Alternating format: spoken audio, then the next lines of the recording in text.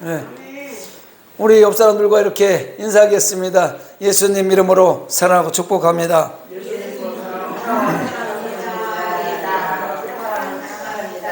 저도 여러분들을 예수님 이름으로 사랑하고 축복합니다. 오늘도 동영상으로 예배드리는 성산가족 여러분, 여러분들을 예수님 이름으로 사랑하고 축복합니다. 지난 주일이 무슨 주일이었습니까? 네, 성령 강림 주일이었습니다. 성령 강림 주일 이제 두 번째 주일을 지나고 있어요. 성령 강림 주일은 성령이 임한 주일이 성령 강림 주일이에요. 지난주에 우리 성령이 임해서 성령 충만한 모습으로 한 주간 세상을 이기며 살고, 또 두 번째 주일을 맞이해서 오늘도 역시 성령의 충만한 사람의 능력과 흔적이라는 제목으로 오늘 본문 사도행전 3장 1절로 10절 본문에서 말씀을 나누려고 합니다. 성령 충만한 사람들에게 나타나는 증세가 있어요. 세상이 알 수 없는, 세상이 줄 수도 없는 현상들이 성령 충만한 사람들에게 나타납니다. 사도행전 2장에 보면요, 마가의 다락방에 다 같이 모여 기도하던 사람들에게 불의 혀 같은 성령이 임했다고 기록하고 있습니다. 여기서 우리는 다 같이 모여 기도하던 사람들을 다시 한번 살펴봅니다. 다 같이 모여 기도하던 사람들, 어떤 사람들이었을까요? 예수님께서 하늘로 승천하시기 전에 몇 날이 못 되어 성령이 임할 거라고 말씀하시면서 하늘로 승천하셨는데, 그 모습을 본 사람이 500명이 넘는다고 그래서 수많은, 그 외에 예수님을 따라다니는 사람이 수천 명, 수만 명이 됐습니다. 그런데 지금 여기 다 같이 모여 기도하는 사람들의 숫자는 120명이라고 그랬어요. 그럼 이 120명은 어떤 사람들이 모여서 기도하는 것일까? 같은 생각을 가지고 같은 방향을 바라보면서 서로 간의 공감대를 형성하고 목적하는 바에 가치관이 같은 사람들을 말하는 것입니다. 즉, 믿음의 공동체, 교회에서 함께 예배하며 기도하며 봉사하며 주의 일에 힘쓰는 사람들이 다 같이 모여 기도했을 때 성령이 임했던 것입니다. 믿습니까? 그리고 오늘 본문 등장하는 성전 빈문에서 못 걷게 된 사람, 옛날 성경은 안전뱅이라고 기록하고 있습니다만 지금은 이제 못 걷게 된 사람 이렇게 기록을 하고 있습니다. 그 못 걷게 된 사람을 치유하는 이적과 이적의 사건은 성령 충만한 사람의 능력이 보여지는 흔적으로 등장하는 거예요. 이 못 걷게 된 사람의 치유 이적 사건의 영적인 의미는 죄에 묶여 신음하는 인간의 영혼이 예수를 믿는 순간 자유와 영생의 구원을 얻게 됨을 보여주는 상징적인 사건인 것입니다. 다시 말하면 예수님은 우리 인생의 문제를 근원적으로 해결해 주시는 분이라는 사실입니다. 믿으십니까? 따라합니다. 오직 예수. 예수님밖에 없습니다. 베드로는 안전뱅이를 치유하면서 뭐라고 했어요? 은과 금은 내게 없거니와 내게 있는 이것을 내게 주노니 나사렛 예수 그리스도의 이름으로 일어나 걸으라, 이렇게 얘기했습니다. 여기서 못 걷는 사람은요, 베드로와 요한을 바라보며 원하고 구하는 것은 의식주를 해결하게 하는 은과 금을 구하고 있었어요. 돈을 원하고 있었단 말입니다. 그런데 그 남은 인생을 살아가기 위해서 필요한 것은 금과 은이 아니라 일어나 걷는 거예요. 그가 지금 필요한 돈 몇 푼이 필요한 것이 아니라 일어나서 걸어 다니는 게 필요하단 말입니다. 그가 일어나 걷게 될 수만 있다면, 그가 일어나서 걸어 다닐 수만 있고 뛰어 다닐 수만 있다면 취직을 하든지 일을 하든지 경제생활을 할 수 있으므로 구걸하지 않아도 은과 금을 얻을 수 있습니다. 은과 금은요, 인생의 기본적으로 짊어지고 있는 의식주를 해결하는데 일시적인 도움이 되는 것은 맞습니다. 있어야지요. 먹고 살려면 은과 금이 있어야죠. 돈을 얘기하는 겁니다. 경제적인 문제가 해결돼야지요. 그러나 성령 충만을 받은 베드로와 요한은 나면서부터 걷지 못하는 이 사람에게 은과 금보다 더 귀한 영원한 생명을 주기 위해서 예수 그리스도의 이름으로 명령을 했고 그는 벌떡 일어났습니다. 할렐루야. 여러분, 예수님은 우리 인생의 근원적인 문제를 해결해 줄 수 있는 분이라는 걸 믿으십니까? 인정하시고 믿으셔야 됩니다. 예수님은 우리의 모든 문제를 해결해 줄 수 있는 분이란 말이에요. 근원적인 분이란 말이에요. 성도는 인생의 근원적인 문제를 해결해 주는 예수님의 능력을 유지하며 살아가야 돼요. 예수 믿는 사람들은 예수님의 흔적을 닮아가야 된단 말이에요. 예수님을 닮아가는 삶을 살아야 된단 말입니다. 그렇다면 그리스도인으로서 날마다 성령 충만해서 그리스도의 능력과 흔적을 나타내는 사람은 어떻게 살아야 될까? 첫째, 기도하는 사람이 성령 충만의 능력과 흔적을 나타냅니다. 오늘 본문 1절에 보면요, 제9시 기도 시간에 베드로와 요한이 성전에 올라갈 때 이렇게 기록하고 있습니다. 뭐하러 올라가요? 기도 시간에 성전에 기도하러 올라가는 거예요. 여러분, 여기 뭐하러 왔습니까? 예배는 기도고요, 기도는 예배예요. 기도하러 오신 겁니다. 베드로와 요한 사도가 제9시 기도 시간을 지켜서 기도하려고 성전으로 지금 올라가는 내용이 기록되기 시작하는 거예요. 당시에 예루살렘에 사는 모든 유대인들은요, 하루에 3번 성전에 와서 기도를 했습니다. 의무예요. 유대인들은 3번씩. 또 성전에 멀리 떨어져 살고 있는 유대인들이나 아니면 예루살렘에 살고 있지만 문제로 말며 타 지역에 가 있는 사람들은요, 그 시간이 되면 성전을 향해서 3번씩 꼭 그 시간에 성전을 향해서 기도를 했습니다. 기도하는 시간이 하루 3번이에요. 제3시, 6시, 그리고 9시 기도를 했습니다. 이게 우리나라식으로 얘기하면요, 9시, 12시, 오후 3시를 얘기하는 거예요. 이렇게 3번 와서 기도를 했습니다. 당시에 사도들은 분주했어요.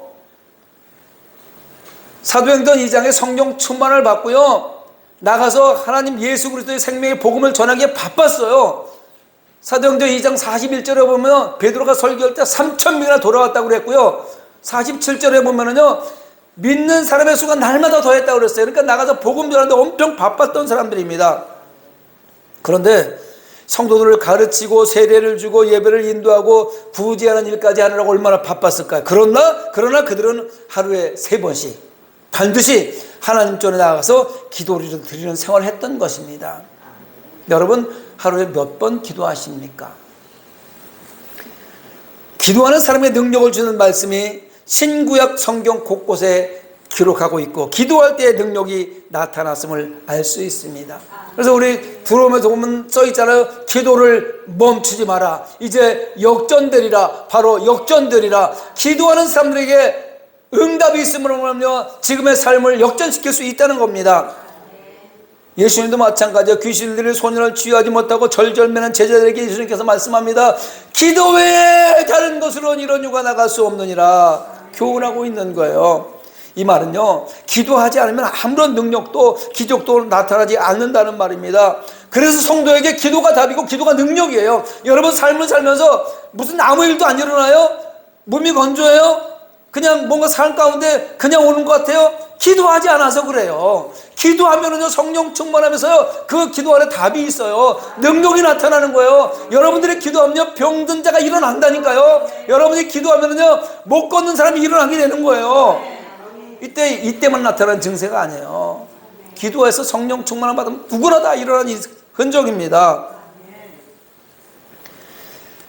기도에 이런 유가 나갈 수 없느니라. 이 말은 기도하지 않으면 아무런 능력도 기도로 나타나지 않는다는 말입니다.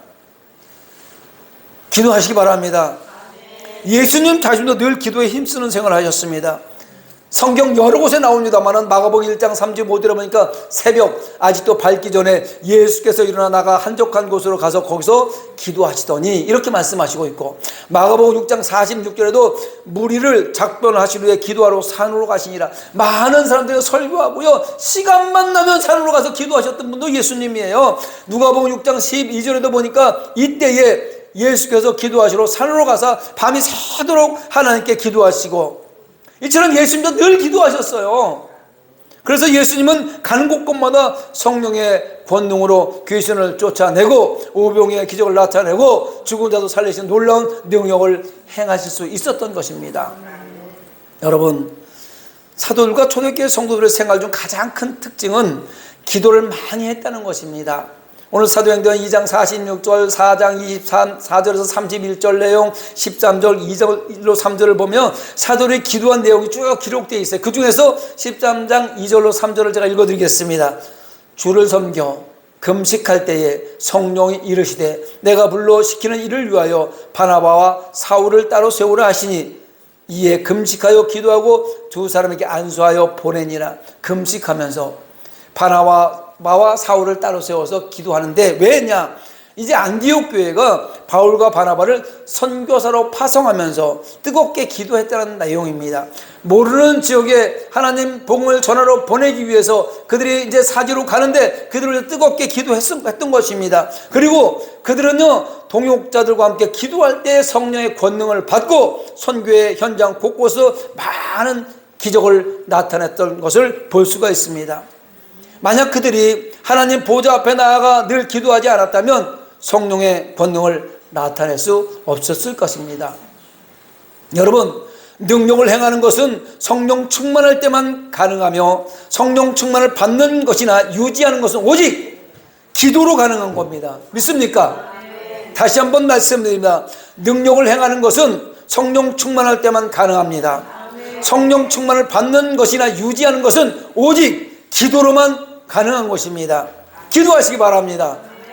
성도가 성령 충만해서 언제든지 하나님의 능력과 흔적을 나타내고 성령의 능력을 소멸하지 않고 유지하기 위한 필수적인 조건이 기도입니다. 할렐루야. 옆 사람들과 손 한번 꼭 잡고 이렇게 인사하겠습니다. 우리 기도합시다. 할렐루야. 기도하면 능력받고, 기도하면 능력받고, 할렐루야, 권능을 받고, 그 기도한 사람이 나가서 세상을 향해서 외치면 세상이 변하게 돼 있는 거예요. 기도하지 않으면, 반대로 기도하지 않으면 성령이 임하지 않을 건 당연한 거고, 기도하지 않는 사람에게는 교회는 다니는지 모르지만 육신의 정욕과 안목의 정욕과 이생의 자랑으로 탐심이 들어와요. 욕심이 들어온단 말이에요. 그럼 무지해집니다. 이 탐심과 무지가 들어오면요, 영혼을 장악하게 돼요. 성도들의 영혼을 탐심과 무지가 장악해 버린단 말입니다. 기도하지 않으면요, 받았던 성령도 차츰 소멸되어 가고 오히려 인간의 본성과 정욕의 지배를 당하게 되는 것입니다. 교회는 그냥 형식적으로 나오게 되는 거예요. 여러분, 우리에게 허락하신 성령의 은사도, 또 교회와 성도들을 위한 봉사도, 그리고 복음을 전함도 성령의 권능을 힘입지 않고는 행할 수 없는 신령한 일인 것입니다. 오늘날 성도들이 교회는 다니고 있지만 영적으로 무기력한 신앙생활하는 이유 중에 가장 큰 것이 기도하는 데 게으르기 때문입니다. 성산교회 기도 많이 합니까? 가슴에 손 얹고 손 한번 얹고 생각해 보시기 바랍니다.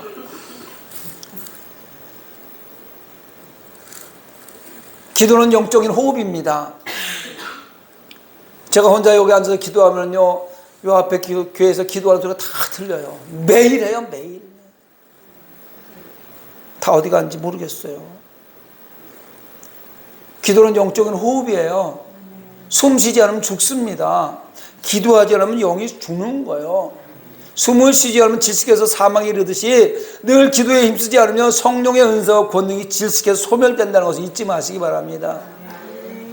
기도해야 성령의 권능이 늘 유지되는 거예요. 늘 기도해서 성령 충만함으로 하나님의 능력과 흔적을 세상에 나타내는 성도가 되시기를 바랍니다. 둘째로 성령 충만한 성도는요, 사랑의 마음으로 불신자들을 향해서, 아니면 믿음이 약한 사람들을 향해서 우리를 보라 자신 있게 말할 수 있어야 됩니다. 본문 4절을 보면은요, 베드로와 요한이 자기들에게 구걸하는 거리를 향해서 뭐라고 그래요?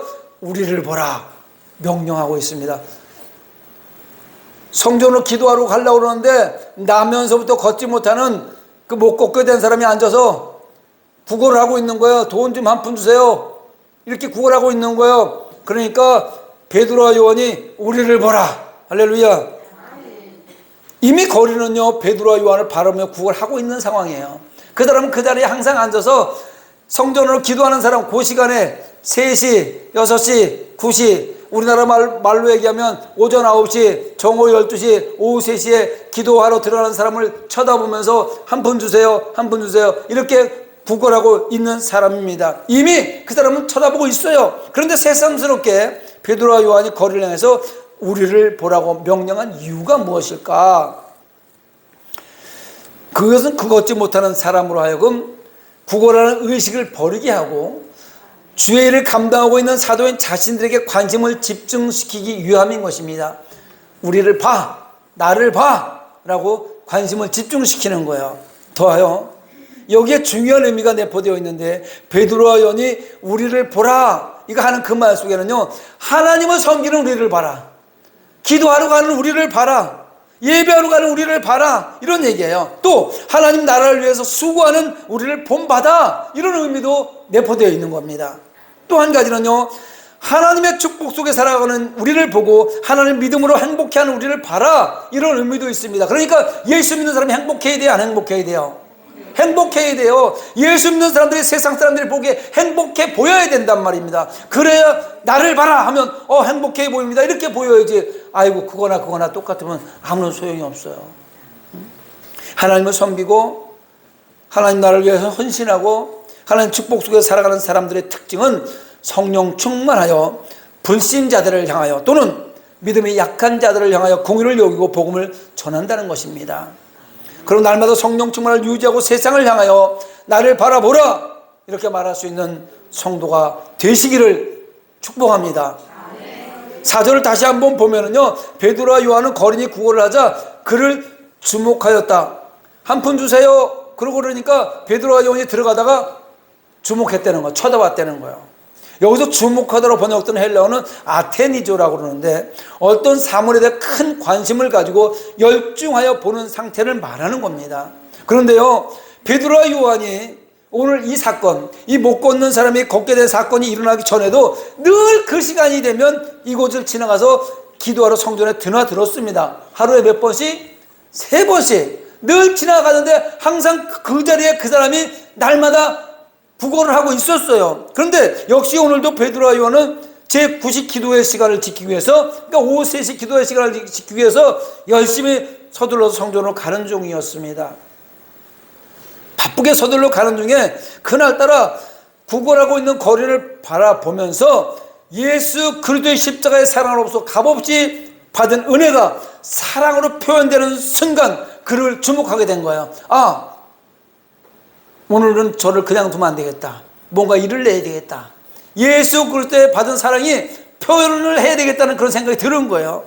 그리고 그 결과는요, 오늘 베드로와 요한처럼 나면서부터 한 번도 거르지 못한 사람을 일으켜 세우는 기적을 나타나게 만드는 것입니다. 여기서 잠깐 그때 장면 한번 영화의 필름처럼 한번 돌려봅니다. 그때 장면을 유추해 볼 때 베드로와 요한이 오후 기도 시간을 지킬 수가 있었을까? 자, 밖에서 많은 하나님의 일을 감당하려고 바쁘게 막 일을 했어요. 전도하고 선교하고 구제하고 나누고 예배하고 기도하고 막 하다가 3시가 다 됐어요.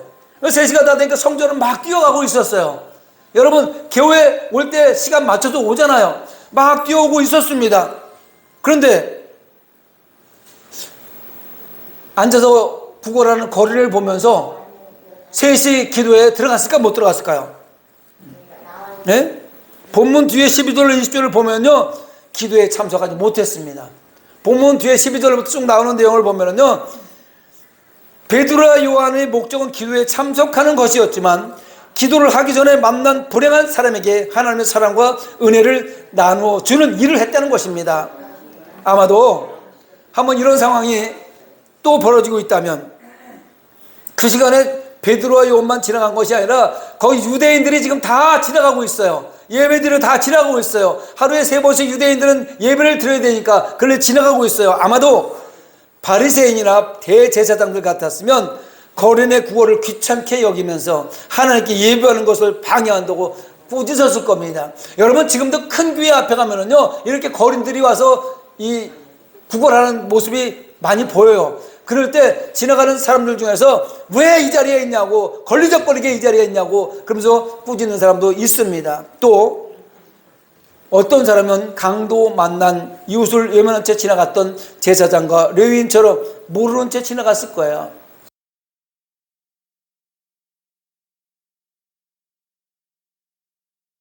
많죠.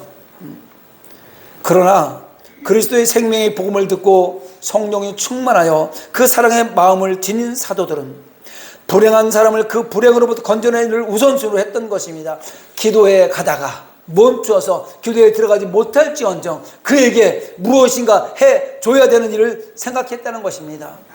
로마서 12장 1절에 보니까 그러므로 형제들아 내가 하나님의 모든 자비하심으로 너희를 권하노니 너의 몸을 하나님이 기뻐하시는 거룩한 산 제물로 드리라. 이는 너희가 드릴 영적 예배니라. 이렇게 성경은 말씀하고 있습니다. 하나님은 성도가 삶의 현장에서 하나님의 이름과 사랑으로 자비와 구제를 베푸는 모습을 산 제물을 드리는 영적 예배라고 하시면서 기뻐하신다는 겁니다. 할렐루야. 여러분이 삶의 현장 가운데서 예수 이름으로 사랑하고 나누고 베푸고 이 모습을요 영적 예배를 드리는 사람이라고 하시면서 살아있는 제물이라고 얘기하면서 기뻐하신다는 거예요. 이 행위는 하나님의 이름과 사랑으로 자비와 구제를 베푸는 모습을 산 제물로 드리는 영적 예배는 교인이라고 하며 교회에 왔다 갔다 하는 종교인이 할 수 있는 것이 아니에요. 종교인이라고 다 할 수 있는 게 아니에요. 아무나 할 수 있는 게 아니란 말입니다. 이 모습은 날마다 기도하며 성령 충만함의 은혜 가운데 살아가는 성도가 세상을 향해서 우리를 보라! 라고 자신 있게 말할 수 있는 사람들이 나타나는 현상입니다.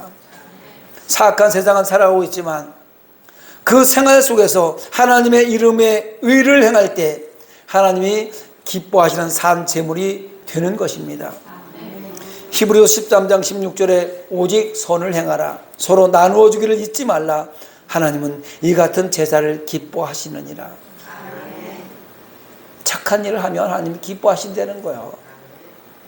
나도 없지만 더 필요한 사람에게 나누어주는 삶을 살면 하나님이 기뻐하신다는 겁니다. 끝으로 성령 충만한 사람은 예수 이름으로 영혼의 안전뱅이를 일으켜 세워야 합니다. 사랑하는 여러분, 오늘 말씀을 나누며 여러분 가슴에 손을 얹고 조용히 내가 속해 있는 교회를 살펴보시기를 바랍니다. 여러분 성산교회 속해 있지 않습니까? 성산교회를 한번 살펴보시기 바랍니다. 의외로 함께 신앙생활하는 성도들 가운데에는 성전 미문에 앉은 거린과 같이 말씀의 은혜 안으로 깊이 나아가지 못하고 성전의 문간만 맴도는 영적 장애를 가진 사람들이 많습니다. 예수 안의 삶으로 깊이 들어오지 못하고 종교 생활을 하는데 예수 밖에서 살아가는 사람들이 많다는 말입니다. 이들의 신앙은 교회라는 믿음의 공동체 안에 깊숙이 들어올 생각을 못합니다. 봉사자의 자리에 함께 하지도 못합니다. 이런 사람들이 의외로 보고 들은 것은 또 많아서 아는 거는 많아요. 그런데 자기 스스로 무언가를 할 생각을 전혀 하지를 못합니다. 여러분 성령 충만하신가요? 그렇다면 누구를 주목하시겠습니까? 누구를 바라보겠습니까? 성령 충만하시면 누구를 바라보겠습니까? 행여 건강한 성도, 신앙생활 잘하는 성도, 말씀대로 살려고 애쓰는 성도, 그런 성도만 주목하고 있지는 않는지요? 나와 소통하는 성도에게만 관심을 갖고 있지는 않습니까? 이제 우리는 성령이 충만한 성도는 관심을 바꿔야 됩니다. 관심을 돌려야 됩니다. 자신의 힘으로는 예배와 봉사와 성경에 깊이 참여할 수 없는 걷지 못하는 신앙인에게 주목해야 되겠습니다. 우리 걷지 못하는 신앙이 너무 많아요. 그들의 손을 붙잡고 이렇게 세워서 발에 힘이 들어가서 주의 나라를 위하여 봉사하고 하나님을 찬양하고 헌신할 수 있는 성도로 세워 나가야 됩니다. 신앙생활의 여정에 누구나 한 번쯤 경험을 해본 적이 있는 영적 무기력함, 이 영적 무기력증이 찾아왔을 때 누군가가 와서 여러분의 손을 잡아준 경험이 있나요? 저는 그런 경험이 있습니다. 안수집사고 장로고 신앙생활 열심히 했지만 그럼에도 불구하고 어느 날 몸이 건조한 신앙인이 되어가지고 교회를 형식적으로 나와서 그 깊이 들어가지 못하고 겉돌고 있을 때 누군가가 나 손을 잡아서 다시 봉사자의 자리로 세워줬던 그런 경험이 있습니다. 아무것도 아닌 것 같은 그 작은 행동이 성령 충만한 자로 다시 돌아올 수 있었던 경험이 되는 것이고, 그런 경험을 했던 저는요, 여러분들을 바라보면서 다 보이고 있습니다. 다 보고 있어요. 그럼에도 불구하고 여러분 스스로 누군가가 잡아주고 서로 함께 믿음의 공동체를 세워나가기를 기다리고 있는 것입니다. 큰 것이 아니라도 괜찮습니다. 작은 행동 하나 빈말일지언정 빈말일지언정 그 던져주는 위로의 그 말 한마디가, 격려의 그 말 한마디가 오늘의 나를 만들어낸 원동력이 되었던 것을 저는 잊을 수 없습니다. 힘드지요, 집사님? 어렵지요, 성도님? 얼마나 아프십니까? 이 말 한마디가 위로가 되어서 회복된다는 것입니다. 사랑하는 성산교회 성도 여러분, 사도행전 4장 12절에 다른 이로서는 구원을 받을 수 없나니 천하 사람 중에 구원을 받을 만한 다른 이름을 우리에게 주신 일이 없음이더라. 할렐루야. 교회가 세상에 주어야 할 가장 소중한 것은 예수 그리스도의 이름입니다. 여러분, 도와주는 그 금전적인 것은 잠깐의 이익은 있을 수 있지만 영원한 생명을 줄 수는 없어요. 영원한 생명을 주기 위해서는 예수 그리스도의 이름을 나누어 줘야 됩니다. 하루의 의식주를 해결하기 위해서 성전 미문에 앉아있던 거린이 자기를 주목하는 두 사도를 바라보았습니다. 무언가 도움을 받을 것이라는 기대감으로 바라볼 때에 베드로는 그의 영적인 환경을 불쌍히 여기고 이렇게 말을 합니다. 은과 금은 내게 없거니와. 은과 금은 내게 없거니와. 나 돈 한 푼도 없어. 돈을 구원한 사람한테 나 돈 한 푼도 없어, 이렇게 얘기하는 거예요. 첫 마디를 거린이 듣는 순간에 얼마나 실망했을까요? 딱 쳐다보고 있을 때 오늘은 뭐 한 푼 주겠구나 이렇게 생각했는데 돈 없어. 난 돈 없어. 이렇게 쳐다보고 있으니 얼마나 실망했을까요? 얼마나 기대를 했었는데 줄 돈이 없다고 하니 허탈했을 거 아니겠습니까? 기대가 크면 실망도 큰 봄이라고 하더니 딱 그 상황기에 기대했던 마음이 무너지는 순간에 베드로 사도의 말이 귓전을 울립니다. 내게 있는 이것을 내게 주노니 나사렛 예수 그리스도의 이름으로 일어나 걸으라. 할렐루야. 은과 금은 내게 없거니와 내게 있는 이것을 내게 주노니 나사렛 예수 그리스도의 이름으로 일어나 걸으라. 여기서 여러분에게 질문을 던져봅니다. 유치한 질문이라고 생각이 들겠지만 심각하게 들으시고 여러분 스스로 진지하게 진단을 해보시기 바랍니다. 은과 금이 큽니까? 예수 그리스도의 이름이 큽니까?